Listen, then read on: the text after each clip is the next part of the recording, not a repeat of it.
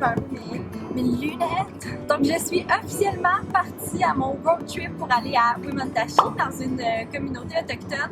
Je vous en ai déjà parlé dans ma dernière vidéo, puis l'autre d'avant. Puis dans le fond, je m'en vais rejoindre ma belle-sœur, la sœur à mon copain, qui vit là. On dirait que j'avais vraiment besoin comme d'une pause, puis de relaxer, puis d'aller comme m'immerger dans la forêt, puis dans la nature sauvage.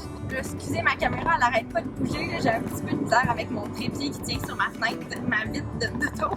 Je suis en ce moment à Saint-Roch de Mekinac. J'ai aucune idée c'est où, mais j'arrive à destination finale dans 2h51 minutes. Et là, c'est super beau. Je suis en train de longer la rivière. Comment elle s'appelle cette rivière-là? Quand je vais voir une pancarte, je vais vous le dire, j'ai aucune idée c'est quelle rivière. Désolée si vous m'entendez mal, j'ai pas pu mettre mon micro après ma caméra. Puis mon auto fait beaucoup de bruit quand elle roule, donc désolée pour ça. La route se passe super bien à date. J'ai déjà 2h10 de fait. Puis ça a super bien été. La seule chose par contre, c'est que j'ai pas vraiment envie de pipi, mais je sens que ça commence tranquillement à s'en venir. Puis là, il y avait 2 rest areas, des stations de se reposer. Parce que d'habitude, il y a des salles de bain, puis les 2 dernières que j'ai passées étaient fermées. Donc, j'espère croiser un autre rest area qui est peut-être ouvert. Puis là, dans le fond, je vais juste rouler sur une route à l'infini, sans croiser vraiment le village avant La Tuque, je pense. Puis La Tuque, c'est dans environ peut-être 1h30.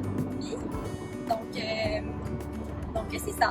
C'est quand même excitant parce que c'est mon premier road trip que je fais tout seul, si je pense bien, qui est aussi loin puis aussi long. C'est quand même spécial d'être, partie toute seule, puis d'être seule avec mes pensées. Puis là, je me suis fait une super bonne playlist, fait que là, j'écoute de la bonne musique, puis je chante. Donc oui, j'avais vraiment besoin de décrocher puis de relaxer. Mais aussi, l'objectif d'aller à Wemotaci, c'est que je voulais vraiment capturer des super belles images de nature pour mettre dans une vidéo. J'ai pas encore décidé le titre de la vidéo ni le thème complet, mais je veux vraiment que ce soit comme une vidéo qui inspire à prendre soin de notre terre, puis prendre soin de notre planète, nous faire vivre des belles émotions de wow, à quel point notre terre est belle, puis à quel point on est chanceux de vivre ici. Est-ce que je peux aller faire pipi à quelque part? Il y a un dépanneur, genre ici. J'ai trouvé un dépanneur, guys. Il est ouvert? Non, il est pas ouvert. OK. J'avais trouvé un dépanneur, puis il est fermé. Il y a un restaurant ici. Je suis mieux d'arrêter. Qu'est-ce que je fais? Je pense que je vais arrêter au cas où parce que je sais pas c'est quand que je vais revoir la civilisation avant La Tuque. J'ai peur d'avoir trop envie d'ici là.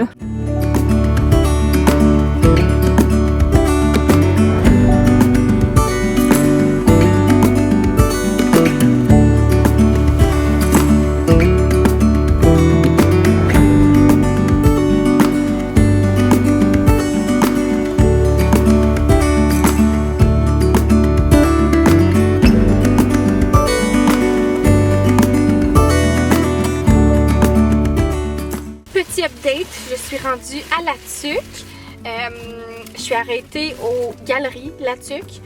Il y a un maxi, fait que j'allais faire une petite épicerie pour apporter des trucs chez ma belle-sœur. Et puis là, j'avais vraiment faim parce que je suis partie à genre 9h30 ce matin. Puis là, j'ai mangé une barre tendre dans l'auto. Et puis là, dans le Carrefour, il y avait un Subway, donc je me suis pris un petit Subway. Et puis là, j'ai découvert qu'ils ont des boulettes végé, fait que c'est des galettes végétariennes, puis il est vraiment, vraiment bon. Fait que si vous allez au Subway, je vous recommande la galette végétarienne, très bonne.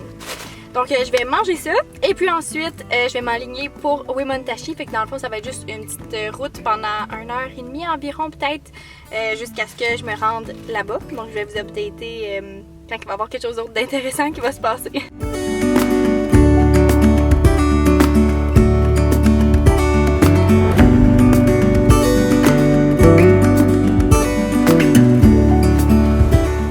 Je viens sauter dans le futur. Je suis revenue de mon voyage à Ouémont. Je suis chez moi, devant ma chaîne à bois en ce moment. Et puis, j'étais en fait en train d'éditer la vidéo que vous êtes en train de regarder. Puis, je trouvais que ça ferait peut-être plus de sens si j'expliquais les scènes un peu mieux pour un petit peu plus comprendre qu'est-ce qu'on fait, puis comprendre un petit peu plus le background puis l'histoire. Puis, ça serait peut-être un petit peu plus intéressant. Donc, Wemotaci, en fait, c'est une communauté autochtone qui est Atikamekw. Et le nom signifie la montagne d'où l'on observe en Atikamekw. Le dernier relevé de population que j'ai trouvé, c'était d'environ 1213 habitants à Ouémont, donc c'est quand même assez petit. Et c'est situé en Haute-Mauricie, à 115 km au nord-ouest de la Tuque. Une des premières choses qui m'a frappée quand je suis arrivée à Wemotaci pour la première fois, c'est le nombre de chiens qu'il y a là-bas. Des chiens, il y en a vraiment partout. Il y en a dans la rue, dans le stationnement, il faut comme klaxonner après eux pour qu'ils se tassent de la rue. Il y en a qui appartiennent à des gens, il y en a d'autres qui appartiennent à personne ou qui appartiennent un peu à tout le monde. Il y en a aussi qui peuvent ressembler à des loups parce qu'il y a de l'accouplement entre loups et chiens vu que c'est comme entouré de forêt. Puis c'est ça, ils sont tous vraiment super beaux, ils sont tous super touffus parce qu'ils vivent tous pas mal dehors. Fait qu'ils ont comme leur gros poêle pour l'hiver. Oh my goodness! Qu'est-ce qu'il y a? Salut! Qu'est-ce qu'il y a?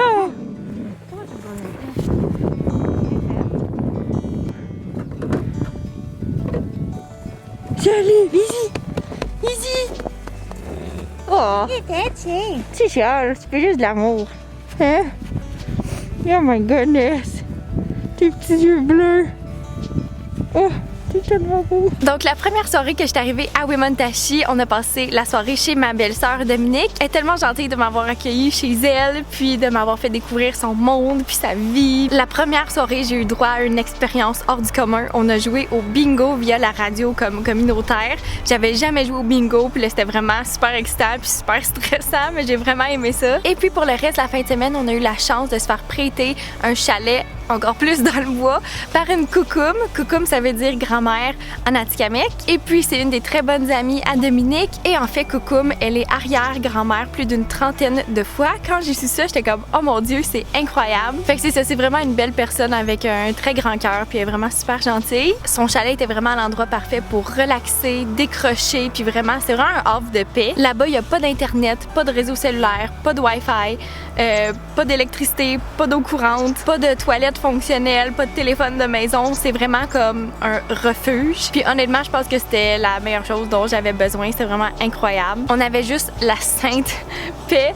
Puis je trouve que c'est tellement spécial de revenir à la base puis à nos sources. On est tellement dépendant de tout ce qui est l'électricité, puis le Wi-Fi, l'internet, puis tout ça qu'on oublie, c'est ça, d'où on vient puis comment vivre à la base là. Fait que de retourner à cette base là, c'était vraiment spécial. Fait que là, vu qu'il n'y avait pas d'électricité puis d'eau courante, le premier arrêt qu'on a fait, c'est à la source, qui est un endroit commun où la communauté va chercher de l'eau de source qui est potable pour boire. Donc c'est juste à l'entrée de la ville de Ouémont. Donc on a arrêté là puis on a rempli plusieurs gallons d'eau pour avoir de l'eau fraîche pour boire puis pour cuisiner. Et puis là, nos journées étaient magiques. On a principalement passé nos journées à l'extérieur. Je pense qu'en 4 jours, j'ai jamais passé autant de temps dehors. Le 3/4 du temps, j'avais mal aux joues parce que je faisais juste sourire puis dire à quel point tout était beau. J'ai vu dans les paysages les plus incroyables que j'ai vus de toute ma vie. C'est tellement spécial de voir la nature sauvage à perte de vue puis de pas voir aucune civilisation. Donc c'est ça, on a passé nos journées à faire de la motoneige. C'était la 2e fois de ma vie que je faisais de la motoneige. C'était incroyable, c'était tellement le fun.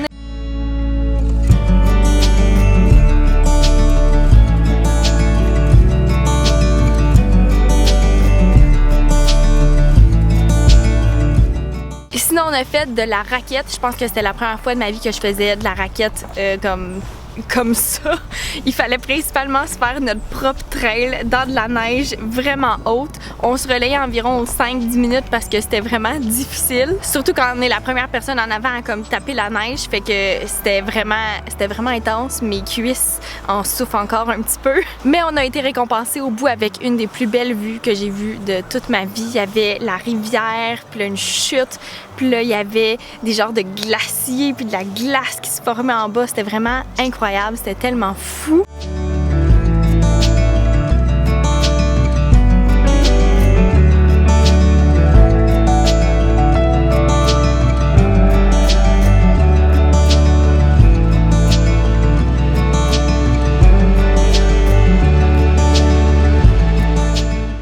notre retour, quand on est revenu, on a fait un petit feu dans la neige. C'était la première fois que je voyais un feu dans la neige, je pense. Puis le contraste des deux éléments était vraiment spécial, là. Fait que là, on se réchauffait les mains en regardant comme cette vue incroyable, là. C'était vraiment magique. Et puis là, chaque soir, à la fin de la journée, quand le soleil commençait à se coucher, on allumait toutes les chandelles dans le chalet.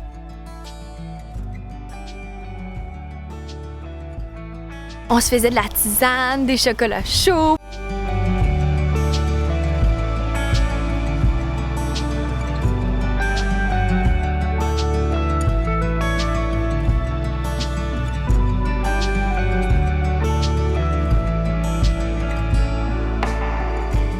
Puis on jouait à des jeux de société, ou on lisait un bon livre juste en avant du feu de foyer. Fait que c'était vraiment cosy puis très houga. Puis c'est là qu'on réalise que quand on n'a pas de stimulation, d'électricité et d'internet aussi, notre cerveau il suit vraiment, puis notre corps suit vraiment comme le beat de la nature. Fait que on se réveillait avec le soleil puis les oiseaux, puis on se couchait quand il faisait plus noir. C'était vraiment drôle parce qu'autour de 6h30, on était déjà brûlés, on bâillait, puis on regardait là, on était comme oh mon Dieu, il est juste 6h30, puis on serait allé se coucher. Fait que c'est ça, on se couchait vraiment tôt, on était vraiment brûlés de nos journées parce que juste être dehors au froid, puis on a tellement fait d'exercice physique, on a cordé du bois, on a pelleté la neige sur un toit. Juste survivre dans le bois, ça demande énormément d'énergie, puis en même temps, c'est tellement ressourçant, puis ça l'apporte tellement aussi. Fait que c'est ça, on se couchait super tôt, super fatigué, mais le cœur vraiment rempli de joie, puis de bonheur, puis de gratitude. Et puis là, on a mis nos matelas juste en face du feu de foyer pour se garder au chaud, mais aussi pour continuer d'alimenter le feu pendant la nuit, pour pas mourir de froid. Et puis le matin, c'est ça, on se réveillait avec les oiseaux puis le soleil quand même assez tôt. Puis c'est tellement le fun de se réveiller sans aucune notification, sans aucune alarme, sans rien de stressant. Puis vraiment juste de prendre ce relax puis d'y aller à notre propre rythme. Fait que là, Dominique, elle se faisait son petit café. Moi, je me faisais de la petite tisane. Et puis là, on se faisait un petit déjeuner avec des choses qu'on avait apportées. Comme un des matins, on a fait un super bon gruyot avec du beurre d'arachide. Il y avait des raisins, puis on a coupé des pommes. Puis c'était vraiment, vraiment très, très bon. Et puis là, une fois que les repas étaient terminés, il fallait laver notre vaisselle. Donc, dans le fond, on a été chercher de la neige dehors. On l'a mis dans un gros chaudron qu'on mettait sur le poêle à bois. Puis là, on faisait fondre la neige et on la faisait chauffer, cette eau-là. Et puis là, on mettait ça dans un grand bac avec un petit peu de savon à vaisselle. Et puis là, on faisait notre vaisselle avec de l'eau de neige. Fait que c'était vraiment, c'est ça, c'était vraiment spécial. C'est vraiment fou à quel point ça fait du bien de décrocher puis juste de s'éloigner puis d'oublier le brouhaha de la vie. Je trouve qu'on est un peu pris comme dans une rat race. Dans notre société moderne d'aujourd'hui, c'est comme go, go, go, productivité, le travail, c'est super important, puis on oublie souvent de juste vivre puis d'être. Puis comme ma belle-sœur disait, on est souvent dans le faire puis l'accomplir, mais moins souvent dans le être et le ressenti. Donc ça fait en sorte qu'on devient des humains vraiment très déconnectés puis vraiment très stressés. Il fait donc bien un beau son, cet oiseau-là. Je sais pas c'est quoi. Est-ce que vous l'entendez? Il y a tellement de mésanges à côté de moi en ce moment. La mangeoire est presque vide, puis là, il me regarde en voulant dire comme « Qu'est-ce que tu fais là? Remplis la mangeoire. Je vais faire ça tantôt, ce sera pas long. » Puis bref, c'est ça, on réalise que souvent, on est stressé pour des choses vraiment banales. On est stressé de « Oh, vite, on reçoit des gens à souper » ou « Oh, OK, on organise tel événement » ou « Oh, qu'est-ce que telle personne a pensé de moi » ou « Qu'est-ce que... Oh, ça fait longtemps qu'on n'a pas vu eux, il faudrait les inviter. » Puis là, le travail, puis l'école, puis les études, puis tout ça. Puis je trouve que quand on se reconnecte à la base, à la nature, puis à vraiment, c'est ça, nos sources, c'est là qu'on réalise que tous nos stress de la vie de tous les jours, ça n'a tellement aucun sens, puis ça devient vraiment comme... On réalise que, voyons, ça fait pas de sens, là. Puis juste de réapprendre à vivre aussi, là, tu sais, à se déconnecter des internets, puis pas nécessairement de l'électricité, mais tu sais, comme à se déconnecter des choses auxquelles...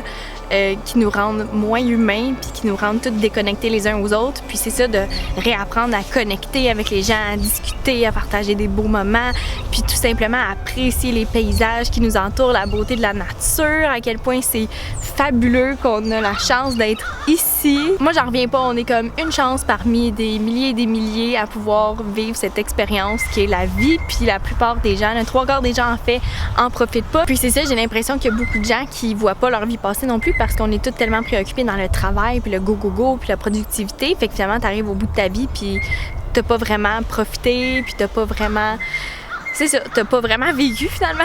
Donc c'est ça qui complète mon aventure à Uemotachi. J'ai vraiment apprécié ça. Donc c'est ça, j'espère que vous avez apprécié ma petite vidéo, mon petit road trip. J'espère que ça vous a peut-être inspiré à vous déconnecter des réseaux sociaux puis de toutes ces choses qui nous déconnectent, puis de plutôt vous reconnecter les uns aux autres, puis à la nature, puis à la source, puis à la base. La prochaine vidéo que je vais mettre la semaine prochaine, ça va être toutes des images de drones, puis de caméras que j'ai pris à Ouémont. Fait que ça va être vraiment plus une vidéo où la nature va être vraiment comme mis sur un piédestal. Donc vous pouvez garder un petit œil ouvert pour ça si jamais ça vous intéresse. Donc sur ce, je vous aime beaucoup, puis on se revoit dans une prochaine vidéo. Bye!